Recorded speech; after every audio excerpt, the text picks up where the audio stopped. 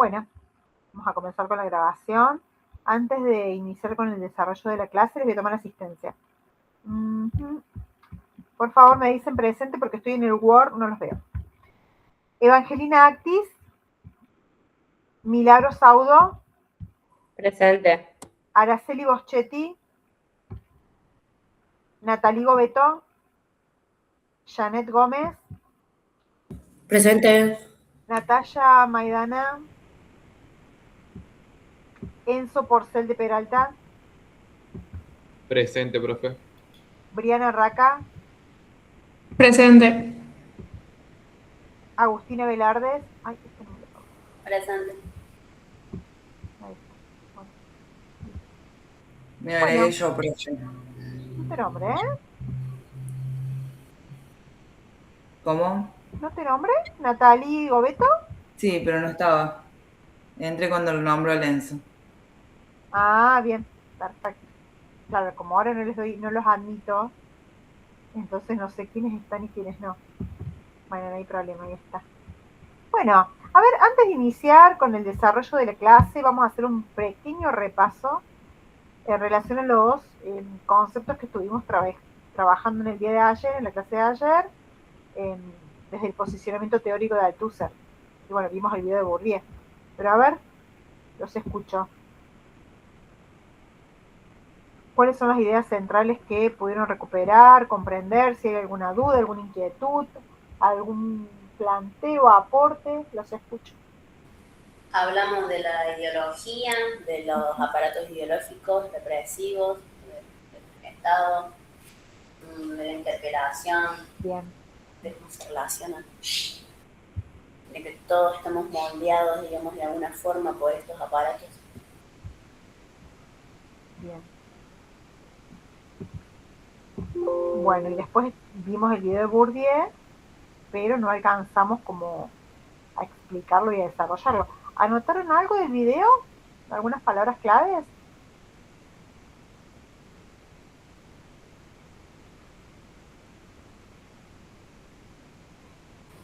Yo puse que analizaba mucho el poder y la desigualdad, también criticaba el sistema educativo, cómo reproduce las desigualdades. Bien, bien. ¿El resto?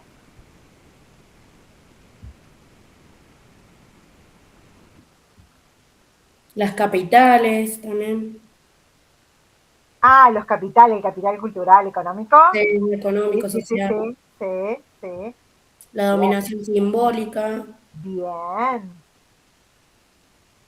mm,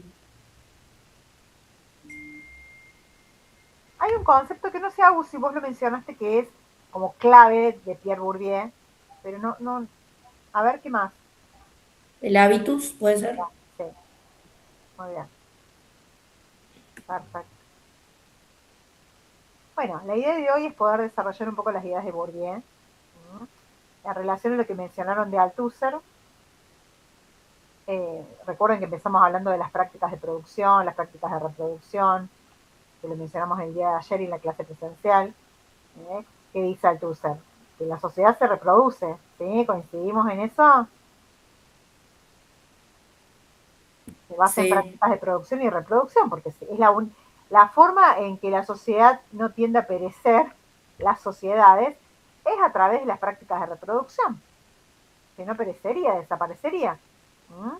Después vimos los tipos de reproducción biológica, económica, cultural. Pero Althusser, ¿qué decía o qué dice? A ver, sí, la sociedad se reproduce no solamente por lo económico, por la economía, ni tampoco por las fuerzas del Estado, que mencionábamos ayer y ahora Agus lo volvió a comentar, sino también por mecanismos ideológicos, que son los que forman los sujetos y que sostienen ese orden social. Y dentro de esos aparatos ideológicos aparece la escuela, que es la que, en donde Bourdieu y Passerón se centran.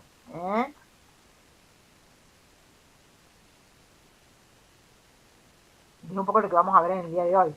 Cómo estas prácticas reproductivas se vuelven invisibles dentro de la escuela. Y está bueno poder pensarlo de esa manera y hacerlos conscientes porque son prácticas que uno las ha naturalizado, ¿no? Y el planteo de estos autores a mí me parece sumamente interesante porque ellos cuestionan, no sé, piensen en su propia trayectoria. Yo mientras preparaba las clases, en su momento pensaba, eh, bueno, uno revisa todo el tiempo su propio recorrido, ¿no? Y ellos lo que plantean es cómo las desigualdades sociales aparecen en el interior de la escuela como diferencias individuales, ¿no? ¿Cuántas veces uno cree y le refiere o atribuye al mérito determinados logros de los estudiantes y en realidad responde a una desigualdad social? No es que no se ponga las pilas o no es que no se esfuerza demasiado, sino porque hay cuestiones de base que uno no las considera. ¿No? Por eso Bourdieu se va a centrar especialmente en el sistema educativo, porque él considera que ahí la reproducción social se vuelve, bueno, como que está más legitimada.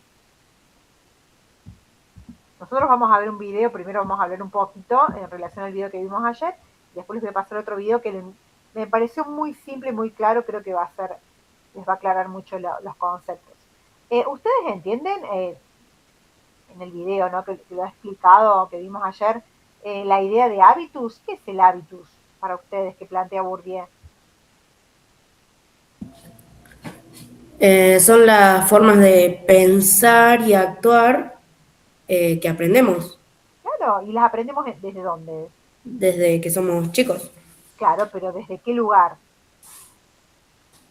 y desde la familia, Claro, desde el La entorno familia, cultural. el entorno, la escuela, todo lo que nos rodea. el entorno. Claro, depende del ambiente donde se críe. Claro, pero pensemos en nosotros, nosotras, nosotros, ¿no? O sea, nosotros tenemos una forma de hablar y esa forma de hablar la vamos a ir como mediatizando, modificando de acuerdo a los lugares que habitamos, ¿no? O sea, como estamos hablando acá en este momento, en clases, seguramente no hablamos con nuestra familia o con nuestro entorno más cercano, lo hacemos de manera diferente, las formas de hablar, o incluso las ideas o los pensamientos que tenemos, cómo nos relacionamos a lo mejor con las figuras de autoridad.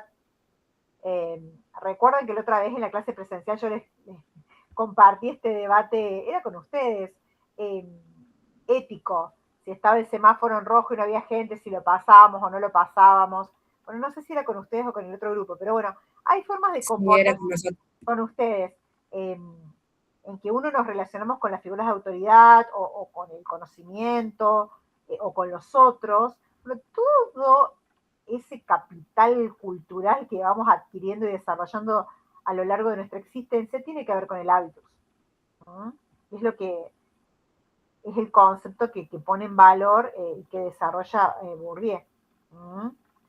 Ahora, este hábitus es consciente, nosotros lo podemos elegir, lo podemos hacer consciente No, es inconsciente.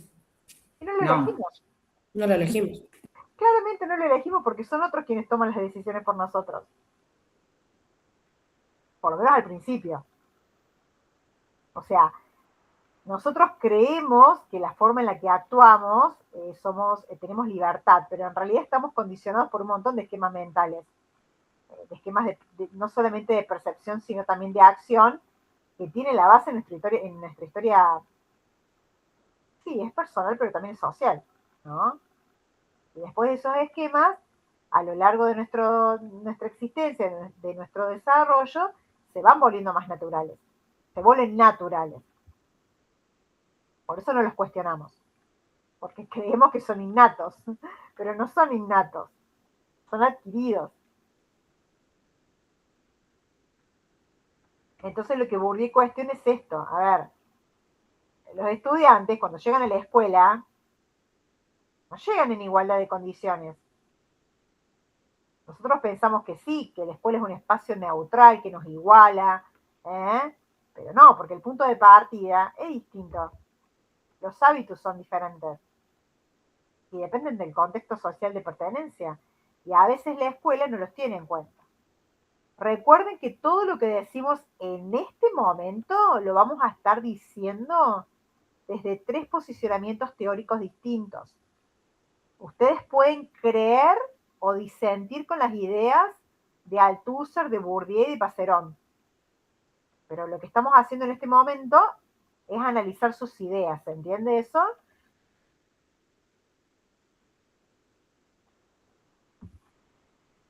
Bien. ¿Quedó claro el concepto de hábitus? ¿Más o menos? Sí. Bueno, Sí, pero después él propone otro concepto, que es el de capital cultural. ¿Qué es el capital cultural? Los conocimientos, ¿Qué más? ¿Qué más? la educación. Bien, ¿qué más? ¿Quién explicó cultura? El grupo que explicó cultura. A ver, No escuché la pregunta, perdón. estamos viendo las palabras claves o los conceptos claves que forman parte del pensamiento de Bourdieu. Uno es habitus, que recién lo desarrollamos, y ahora es el de capital cultural. Entonces les Las formas de vida, las formas de vivir. claro, ¿qué más? ¿Qué más? los Las conocimientos, las costumbres. habilidades. Costumbres, el lenguaje, los Bien, gustos, todo. bien, bien, miren, y no terminaríamos más de definirlo, porque es muy amplio el capital cultural. Claro, todo lo que nos da identidad. Exactamente. Mira qué importante lo que dijiste, lo que nos da identidad. Quédense con esa idea. El tema es que Bourdieu dice, todos tenemos capital cultural distintos. O sea, las referencias culturales son diversas. ¿Qué pasa en el interior de la escuela con ese capital cultural? ¿Ustedes creen que está distribuido de manera igualitaria? Y no, siempre hay culturas dominantes. Exactamente. Desde Bourdieu lo considera así. Que hacen jerarquías, compiten por el poder. Exactamente. Y eso genera desigualdad. Pero muy bien, ahí está. Esa es la idea de Bourdieu, chicos. Esa es la idea de Bourdieu. Parece compleja, pero realmente es tan simple y te hace repensar eh, y cuestionar, y yo creo que por eso es interesante poder plantearlo. Por ahí tenemos poco tiempo para el debate, pero es re interesante, aunque sea que se vayan con el cuestionamiento y con la intriga de seguir averiguando, investigando, que la cultura, como bien dijeron ustedes, es nuestra bandera, es lo que nos da sentido de pertenencia e identidad. Miren qué importante, y que constituye nuestra subjetividad, que nosotros ya trabajamos el concepto de subjetividad. ¿Mm? Sin embargo, cuando ingresamos a la escuela, Bourdieu dice, tu capital cultural puede ser legitimado si pertenece a la clase dominante o desestimado. Porque hay grupos sociales que tienen más acceso a este tipo de los conocimientos que se pueden impartir en la escuela y otros no tanto. ¿Mm? Entonces nosotros creemos que la escuela empieza como que nos formatea desde cero y la verdad que no. ¿Mm? La escuela que dice, bueno, todos parten de la misma base. En palabras de Bourdieu, vuelvo a repetir. No, la escuela parece neutral, pero nada más alejado de la realidad, dice Bourdieu. Porque no solamente que parte de la desigualdad, sino que tampoco las considera esas desigualdades previas. Pienso, no sé, en cuestiones del lenguaje, ¿no? Que para algunos tienen como mayor vocabulario. El lenguaje es la puerta de acceso al pensamiento, piénsenlo de esa manera. Mientras más vocabulario desarrollado tengo, más posibilidades de entender el mundo voy a tener. ¿Qué pasa cuando pienso en la población adolescente? Por ahí hay ciertas cuestiones que te exigen abstracción. Piensen ustedes como profes de química, matemática, biología, física. Y hay estudiantes que su nivel de pensamiento es concreto. O sea, no lo pueden abstraer, no porque no quieran, sino porque sus estructuras cognitivas son inmaduras. Entonces, ya desde ahí, yo sigo insistiendo sobre algo que este estudiante no va a poder, lo estoy violentando, decía Bourdieu. Y ahí aparece el concepto de violencia simbólica. ¿Por qué violencia simbólica? ¿Por qué creen ustedes que él lo denominó violencia simbólica?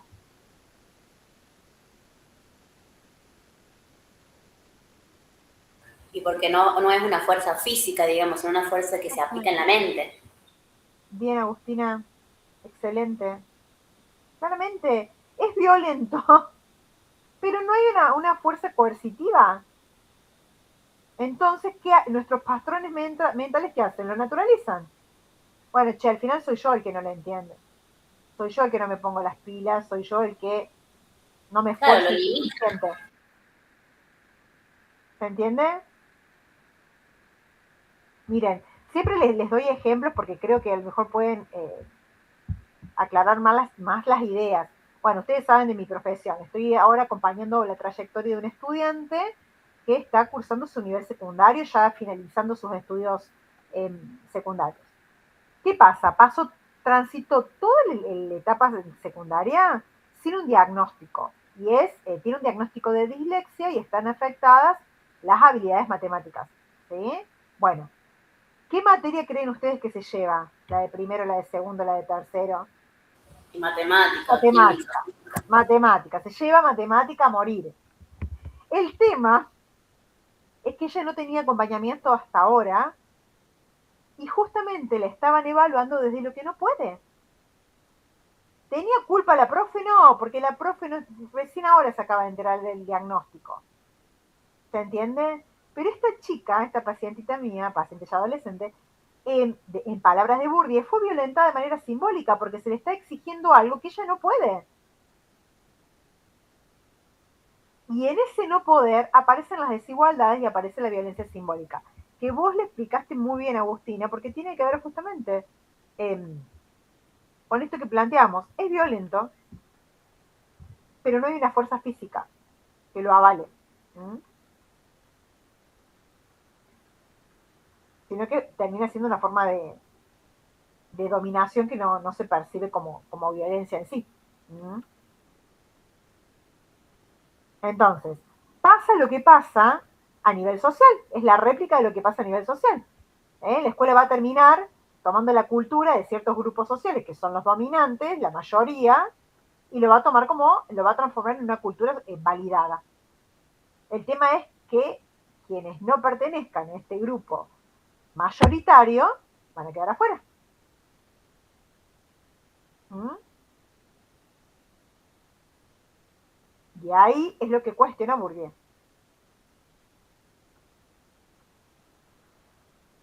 ¿Se entiende más o menos la idea? Sí, profe. Y aparte, otra de las cosas, no solamente que dice Bourdieu, lo violentan y excluyen a la minoría, sino que también los responsabilizan de su falta de compromiso, en este caso, para con el estudio.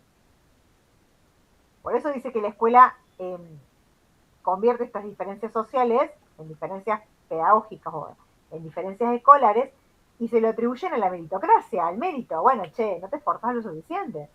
Por eso no te va bien.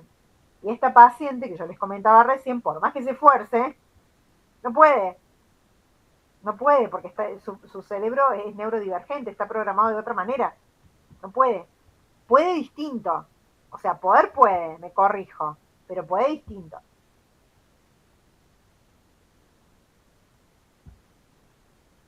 Claro, necesita esa ayuda, digamos, para que pueda. Claro. Acá me acuerdo, bueno, hay un caso muy parecido al que dice usted de una nena que, bueno, hizo primer año me parece que hizo. Claro, se llevaba haciendo las mismas materias, matemática, física, química, y las que llegaba a probar eran las que le daban la posibilidad de expresarse oralmente, o bueno, que la ayudaban. Y esta nena casi que se queda de año. Es más, ella se quedó de año, En porque, primero. claro, se quedó de año, y claro, la madre fue a decir, pero ¿cómo? Si a mí o sea, ella no llega a ser discapacitada, pero tiene discalculia, dislexia, tiene muchas cosas, pero no es discapacitada. No, no, Dice la ella, dislexia no es una discapacidad, es una dificultad específica del aprendizaje claro, que claro, no es tiene que ver con una discapacitada. forma de funcionamiento cerebral diferente.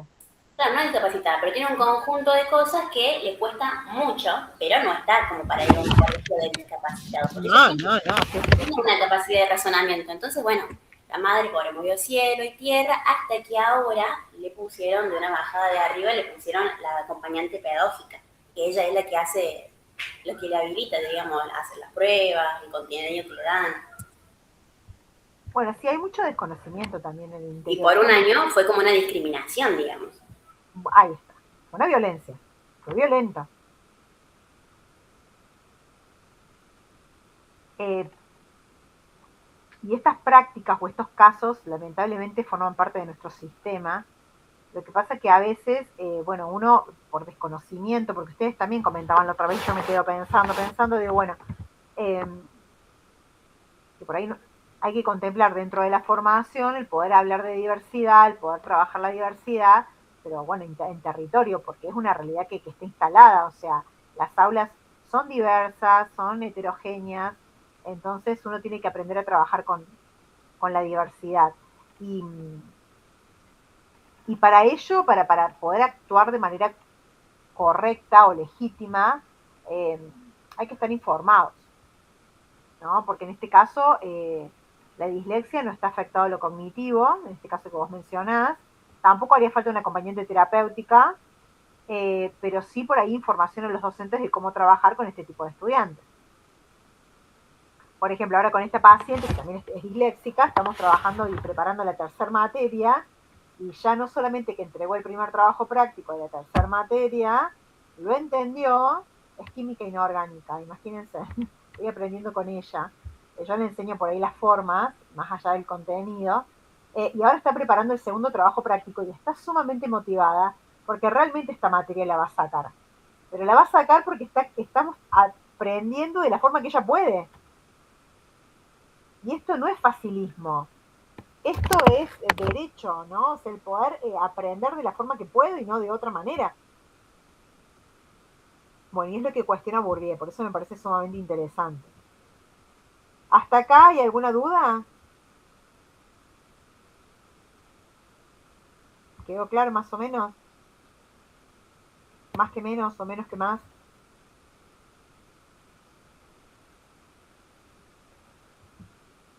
No sé si Yo no. creo que más que menos.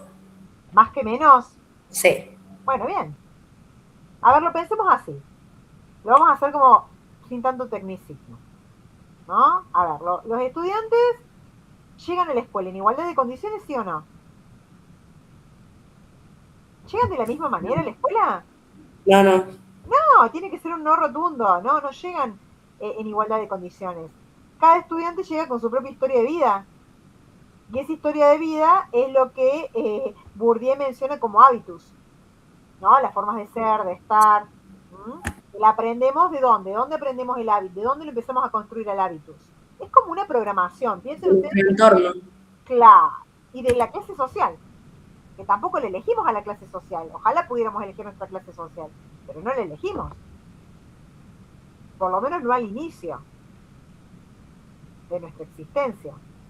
Entonces, lo que Bourdieu dice, a ver, la escuela no recibe sujetos neutrales, sino que ya recibe sujetos que ya están socialmente formados, porque piensen ustedes que el primer aparato ideológico es la familia. Entonces ya viene con una base. Eso es lo que tienen que saber ustedes, como primera medida. Bueno, pues lo que es el hábitus, y que la escuela no trabaja sobre esa base igualitaria de capital cultural, sino que pone cierto estándar, ciertos conocimientos. El tema es que hay una minoría que a lo mejor no puede acceder de manera igualitaria a ese conocimiento. Y es ahí donde aparece la violencia simbólica en palabras de Bourdieu y Passerón. ¿Mm? ¿Y por qué violencia? Porque como dijimos recién, porque no se usa la fuerza directa. Entonces las desigualdades se empiezan a percibir, y eso es digamos, el grave error, a mi modo de ver, como naturales. Mira, a mí me ha pasado, chicos, de ir a observar en las escuelas, yo trabajo con primaria, ya se los he dicho en varias oportunidades, y los mismos estudiantes me decían, señor, acá está el grupo de los rapiditos, acá somos las liebres, acá somos las tortugas, y otros no sé qué otra denominación tenían. Ellos bueno, lo naturalizaban y yo me salía espantada de esa aula, porque ellos ya se autopercibían como rápidos o como lentos. Eso es un tipo de violencia simbólica. O ir a observar a un estudiante que te diga, no, él no sabe, no, él no lee, no, él no participa. Eso es violencia, pero la hemos naturalizado. Y eso es lo que, por eso estamos viendo este tema, para que ustedes, que recién algunos son profes y están dando sus primeros pasos en la docencia, otros ya tienen cierto recorrido y otros todavía no se están iniciando. Bueno, el desafío y la invitación es invitarlos a que esto no les haga ruido, a que no lo naturalicen, porque no es natural, es una construcción, y si es una construcción nos podemos deconstruir y poder volver a construirnos en pos de una mejora a nivel de calidad educativa y sobre todo que sea una calidad educativa humana, que no nos deje de mirar como personas y como seres diversos. ¿Se entiende más o menos la idea de Bourdieu? Sí. Ahora, es eso. Después, bueno, obviamente se van a encontrar con la teoría y con el discurso que es un poco más complejo. Ahora les voy a mostrar un video que es súper simple, no como los anteriores, porque quería buscar algo que los pudiera conectar con los saberes previos. Así que lo vamos a ver y vamos a empezar a desarrollar a Passerón. Y con esto estaríamos terminando.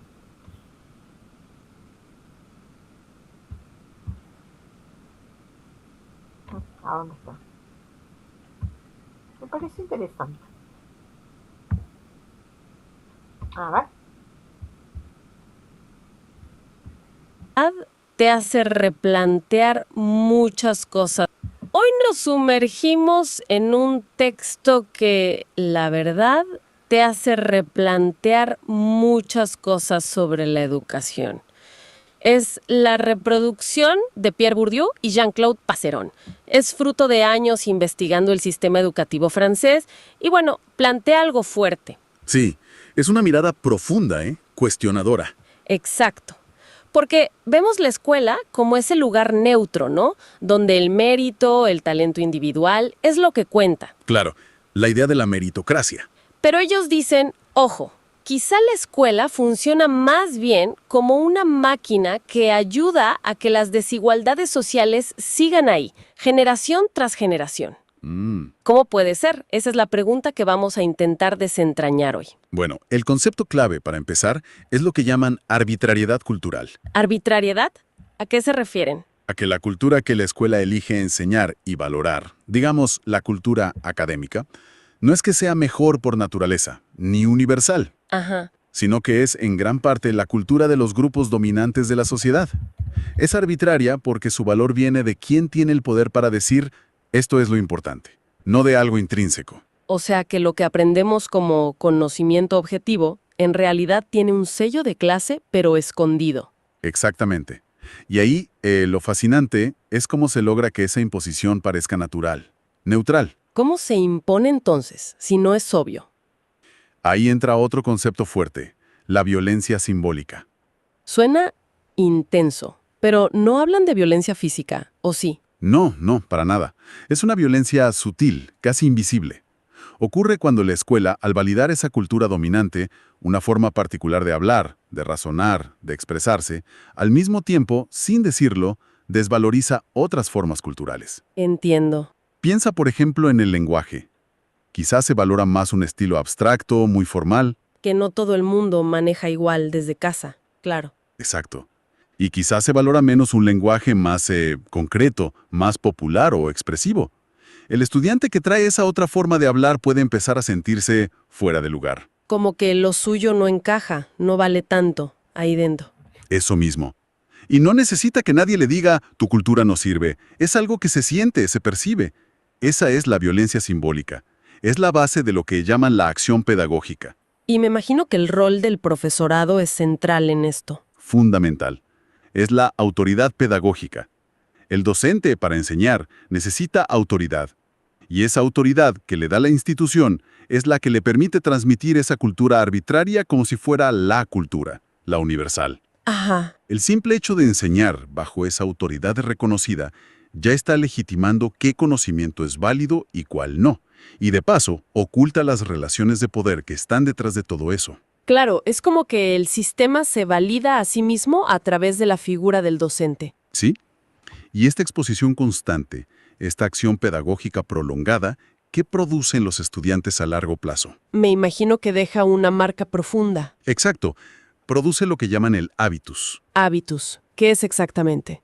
Piensa en ello como un sistema de disposiciones, de formas de pensar, de sentir, de actuar, que se vuelven parte de nosotros, casi como reflejos. Mm, Se sienten supernaturales, pero en realidad están muy marcadas por nuestro origen social y por lo que vivimos en escuela. Es como si la estructura social se nos metiera en el cuerpo. wow. ¿Y eso guía nuestras decisiones, nuestras aspiraciones? Totalmente.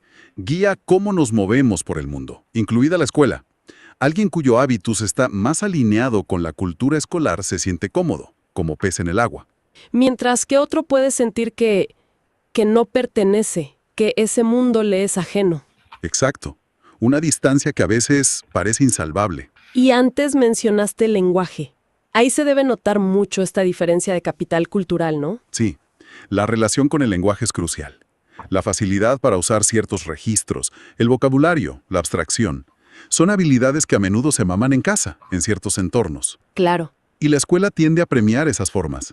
Así, el lenguaje se convierte en un capital cultural que te da ventaja, más allá del talento puro y duro. Y supongo que el momento donde todo esto se corona, donde se hace oficial, es el examen. Definitivamente. Lo llaman el bautismo burocrático del saber, casi un ritual, ¿Por qué bautismo? porque no solo mide, sino que sagrada, legitima los resultados. Hace que las diferencias en el rendimiento, que como vimos tienen raíces sociales, Ujú. parezcan simplemente diferencias de capacidad individual. De mérito. Exacto. Y lo más interesante es cómo oculta otros filtros que actúan antes. ¿Otros filtros? ¿Como cuáles? Bueno, el examen final te dice quién aprobó y quién no, ¿verdad? Sí. Pero no te cuenta cuántos se quedaron por el camino mucho antes. Por ejemplo, por autoeliminación. ¿Autoeliminación? Estudiantes, quizás de clases más populares, que sienten que el sistema no es para ellos, que ven sus chances de éxito como muy bajas. Y terminan abandonando. Claro, tiran la toalla antes de llegar al gran examen final. Pero el examen, al final, borra esa historia, hace que todo parezca una competencia justa en ese momento puntual. Entiendo. O sea que la conclusión fuerte es que la escuela, más allá de enseñar contenidos, cumple una función social clave: conservar el orden social existente. Sí, y una función ideológica también, hacer que ese orden parezca justo, natural, basado en el mérito. Aunque quizás no sea la intención consciente de nadie en particular. Probablemente no. Pero el sistema funciona así, según Bourdieu y Passerón. Reproduce las jerarquías. Impone sutilmente una cultura como si fuera la única válida. Esa es la violencia simbólica. Hace que internalicemos esas normas, el hábitus. Y luego certifica las diferencias con herramientas como el examen, que parecen objetivas. Es impactante, la verdad. Te deja pensando mucho. Sin duda. Es una crítica muy profunda al sistema. Y lleva a preguntarse si estos mecanismos son tan eficaces para disfrazarse de mérito, ¿qué formas tomará hoy esa violencia simbólica fuera de la escuela? Pienso en el mundo laboral, en la cultura, incluso en cómo nos mostramos en redes sociales. ¿De qué maneras sutiles se siguen legitimando diferencias que quizás vienen de mucho antes, sin que nos demos plena cuenta de que estamos jugando ese juego de la reproducción? Es una excelente pregunta para seguir reflexionando, ¿no? ¿Dónde más opera esa lógica hoy? Bueno, ¿qué les pareció? ¿Más claro que los anteriores? Sí, el primero de ayer iba a mí. Bueno, lo que pasa es que sí, tenía una impronta más universitaria el primero. Es muy sociológico. Es que son sociólogos los tres, pero bueno, después estuve analizándolo, digo, la idea es que se queden con los conceptos y las ideas generales. Y este video me pareció muy, más allá que no tiene, visualmente no es tan atractivo, pero es la idea que estuvimos dialogando en este momento. ¿Mm? ¿Hay alguna duda, algún aporte que quieran hacer?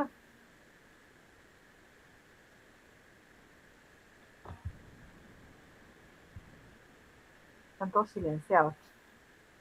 Y es lo mismo de lo que veníamos hablando. Claro, pero quería ver si el resto aportaba algo. Son las ideas, Bourdieu trabaja de manera compartida con Jean-Claude Passeron, ¿no? Y él, justamente Passeron, es el que va a profundizar esta idea de la desigualdad dentro del sistema educativo. Porque, bueno, coincide con Bourdieu que la escuela reproduce estas desigualdades sociales, en eso coinciden, pero por ahí Passerón hace más foco en que, aparte de reproducir las desigualdades sociales y convertirlas en desigualdades escolares, las legitima. ¿no? O sea, las habilita, las naturaliza.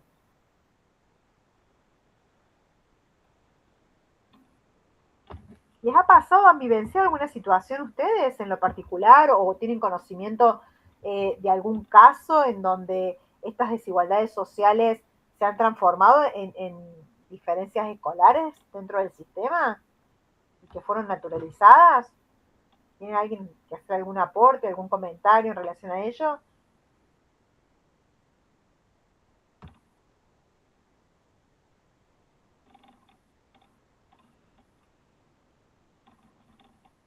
¿No? Estoy pensando, pero no se me viene nada. Pero les suena a ver. Tengo un hermano mayor, que Sí. él siempre tuvo problemas, como que le llevó siempre más tiempo, nunca fue diagnosticado nada, tiene una vida normal ahora, pero siempre le llevó más tiempo aprender y eso. Y bueno, acá había una maestra, porque iba al primario, eh, que le decía mogólico, lo maltrataba y Ah, solo era que él necesitaba que le dedicaran un poco más de tiempo. Bueno, y así fue que lo llevó, fue al José María Paz, a las varillas. Mi hermana, que tiene un año menos que él, se tuvo que cambiar de colegio también para acompañarlo a él. Bueno, y allá terminó el primario y obviamente secundario no hizo, pero eso. bueno, pero en este caso, vos lo que estás relatando, Nati, acá la violencia no es simbólica, es verbal. O sea, ¿por qué? Porque claramente era violento el trato. Sí, bueno, pero también un poco de que no le querían, como que lo dejaban a un lado. No, no, ni hablar, pero digo, desde tratarlo de esa manera despectiva, bueno, ahí ya habría que hacer otro tipo de A los 4 o 5 años, análisis. a los 4 o 5 años, ponele un poco más capaz, la maestra esta tuvo una hija síndrome de Down. Ah, mira. Mira, o sea, yo digo lo que es, mi mamá siempre dice, lo que es la vuelta de la vida. Bueno, Pacerón entonces toma a ver, los conceptos, por ejemplo, de meritocracia. Eh, ¿Ustedes saben lo que es la meritocracia? ¿A qué se refiere? ¿O con qué la pueden asociar? Bueno, yo tipo la asocio a la meritocracia, bueno, la capacidad de cada alumno, va, según el video, de la capacidad que tiene cada alumno y bueno, tipo, en entender, bueno, hablando también del lenguaje, que es un capital cultural, eh, y la cultura arbitraria. Puedo decir lo que anoté porque estoy re perdido. Hay que volver a leerlo, pero en realidad no es complejo. Pero miren, meritocracia viene de mérito. ¿Qué es el mérito? Es de que si te esforzas, progresas. Claro, Claro, de las el cosas que éxito, uno consigue con su esfuerzo. exactamente, el esfuerzo, el éxito va a depender exclusivamente del esfuerzo individual. Por eso dicen de la meritocracia. Pero Pacerón la critica, o sea, critica la idea de meritocracia, porque dice, no todo depende del esfuerzo individual, porque si el punto de partida es diferente en relación al capital cultural y el hábitus, no puede ser por el mérito. ¿Se entiende esa contradicción que él plantea y que me parece interesante poder debatirla? Nosotros venimos del legado sarmientino, el legado sarmientino nos hacía vestir a todos de guardapolvo blanco, ¿no? Porque visualmente era la escuela que homogeneizaba, que igualaba, pero después las críticas a esa idea eh, replantearon este paradigma. A ver, yo puedo tener el guardapolvo blanco, igual que mi vecino, pero yo puedo tener acceso a los libros y mi vecino no. Yo puedo tener acceso a 3 platos de comida diaria y mi vecino no. Entonces podemos tener los dos el guardapolvo blanco, pero claramente el punto de partida es distinto. Yo hace muchos años, cuando me inicié en la docencia y trabajábamos y dialogábamos sobre estos temas, siempre le decía a mis estudiantes que el punto de partida era distinto desde la cuna, ¿no? Desde el momento que uno nace. Y después con el paso de los años lo fui reformulando y digo, no, el punto de partida incluso es diferente desde el vientre materno, con la alimentación de esa madre, con los cuidados prenatales de esa madre. ¿Se entiende que no es igual para todos? y que parece que fuera algo irrelevante, pero en realidad es un condicionante. Entonces, Passeron y Bourdieu, grandes socialistas franceses, hacían foco en esto, en esta desigualdad. Estamos evaluando algo que en realidad termina siendo injusto. O sea, y miren que tampoco estamos tan alejados, ¿no? Porque, a ver, si nosotros evaluamos el rendimiento escolar o el desempeño escolar, llámenlo como quieran, de manera igualitaria, entendiendo que los puntos de partida son distintos, y estamos ejerciendo una violencia. Para poder entender a Passerón, para poder entender a Bourdieu, para poder entender a Althusser, por lo menos tengo que haber leído los videos, tengo que haber visto los videos, haber leído el material de lectura, haber hecho algún tipo de análisis. Si yo eso no lo hago, quedo fuera. No depende solamente del esfuerzo. Si la profe explica bien, o con lenguaje claro, si lo que está explicando yo lo puedo conectar con ideas previas o con mi historia de vida. Es muy complejo el aprendizaje. Pero bueno, Passerón dice esto: las reproducciones, las desigualdades existen, el tema es que la escuela las legitima. Por eso él aparece un nuevo concepto que es el de, ¿cómo es el de arbitrario cultural?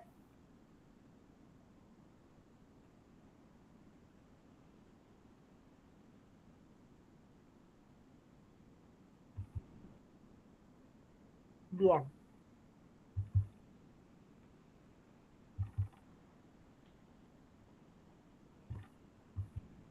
Esto como es en ideas generales. Como para ir cerrando, si les parece, bueno, a ver, de manera como muy acotada, si nosotros pensamos en Althusser, tenemos que entender a la escuela que funciona como un aparato, ¿cómo? ¿De qué tipo? Un aparato ideológico. Del Estado, exactamente. ¿Que contribuye a qué? ¿A reproducir qué? ¿El orden? Desigualdades. Bueno, sí, también, y el No, orden desde social. Althusser. Althusser no habla de las desigualdades en realidad. Él lo que dice es que los aparatos ideológicos del Estado como que contribuyen a la reproducción de ese orden social. A ver, Althusser dice, la escuela reproduce sujetos y forma subjetividades. Y después aparece Bourdieu y Passerón que dice, Sí, sí, me confundí, perdón, me refería al otro yo. bueno, pero está bien. Después Bourdieu y Passerón dice esto que vos estás mencionando. Sí, sí, es verdad, la escuela es reproductora de sujetos, productora y reproductora de desigualdad, de subjetividades, pero el foco está puesto en cómo esa reproducción, que no es solamente ideológica, porque también es cultural, cómo enfatiza o profundiza las desigualdades sociales, que se terminan convirtiendo en desigualdades escolares o pedagógicas, y que aparte se atribuyen al mérito personal, ¿no? Entonces, la educación, desde estos autores, ¿es un espacio neutral? ¿Qué creen ustedes? ¿Es neutro? ¿Es justo? Y no. No, claramente es un no rotundo para estos autores. ¿Mm? Porque es un lugar donde se van a reproducir, se van a naturalizar y se van a legitimar las desigualdades sociales.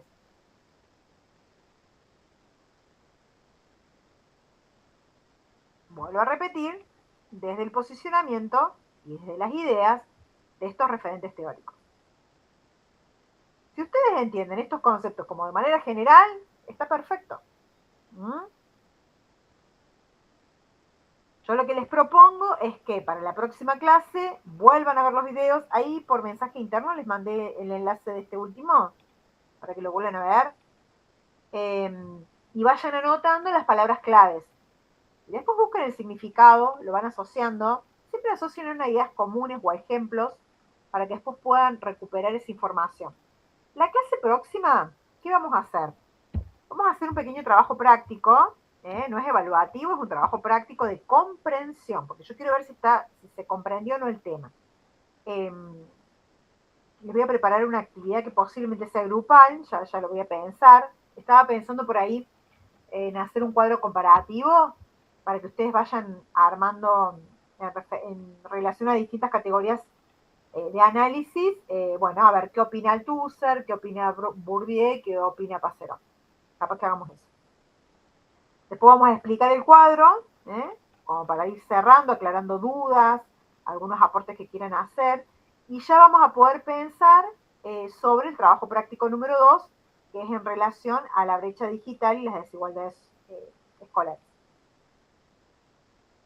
O sea, la idea es esta, que puedan analizar la brecha digital en los contextos educativos reales, pero en articulación con los aportes teóricos de estos autores.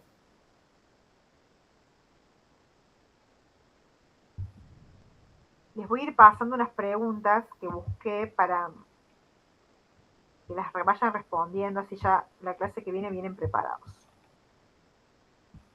A ver, ¿dónde está?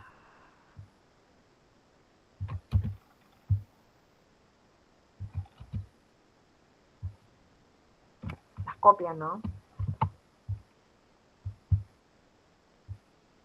Es re lindo este tema, a mí me gusta, pero no sé si a ustedes les parece muy profundo, muy complejo. Después me gustaría escucharlos, por ahí en la presencialidad participan más. Bueno, a ver, desde Althusser, ¿cómo aparece la escuela como aparato ideológico en lo digital? Esto como para que podamos pensar el trabajo práctico, que todavía no está definido. Desde Bourdieu, ¿qué pasa con el capital cultural digital? ¿Hay nuevos hábitos tecnológicos? Obviamente que si la respuesta es sí, van a especificar cuáles son esos nuevos hábitos. Y de Passerón, ¿cómo se legitiman esas desigualdades en relación a lo tecnológico como problemas individuales? Y de esto tengo millones de ejemplos, pero bueno, tampoco los quiero cansar con los ejemplos. ¿Quedó claro lo que hay que hacer para la próxima clase?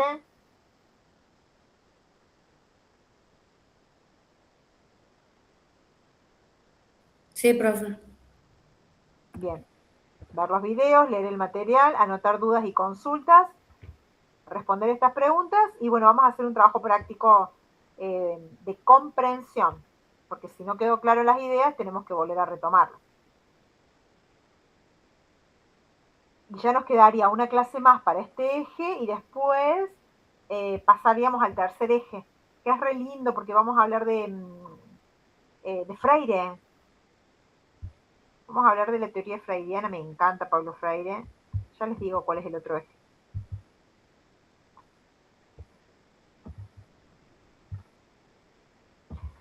Vamos a dialogar sobre las pedagogías críticas y la educación para la transformación social. Así que vamos a analizar los aportes de Freire, de Paulo Freire, y ya posicionarnos desde el docente que acompaña, que transforma.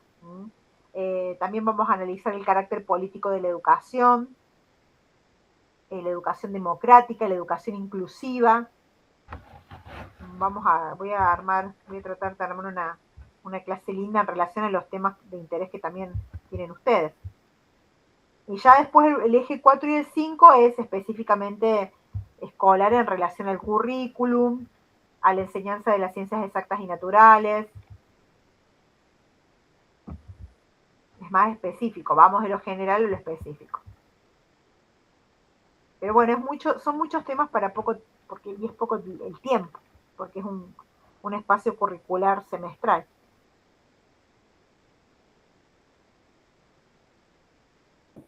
Claro, ¿hasta cuándo tenemos esta materia, profe? Hasta junio. Ah. Pasa rápido. Sí, cuando nos descuidemos termina mayo. Por eso. Vayan leyendo y la clase próxima, anoten las dudas. Y sin miedo, mira, profe, esto no lo entendí. La verdad que esto me quedó inconcluso, no lo entiendo, lo hablamos, lo debatimos y lo aclaramos.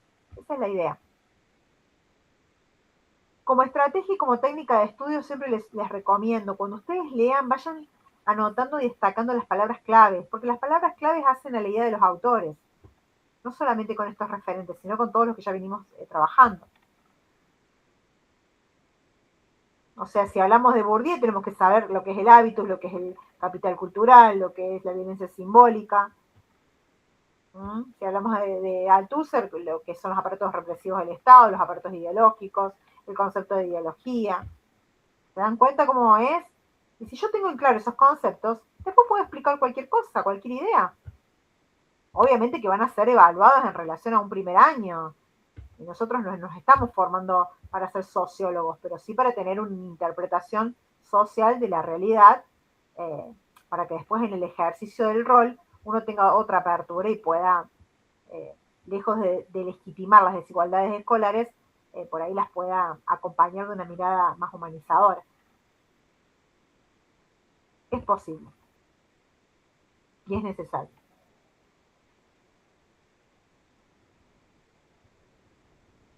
Bueno, el silencio me abruma. No sé si entendieron, si no entendieron. Sí, profe. Bueno, sí, entiendo que la virtualidad por ahí predispone de otra manera. Los voy a liberar, me voy a corregir los trabajos que me han enviado, estén atentos al Drive. Y bueno, nos vemos la semana que viene. Listo, profe. Nos vemos. Bueno, profe. Chao, chao. Ok.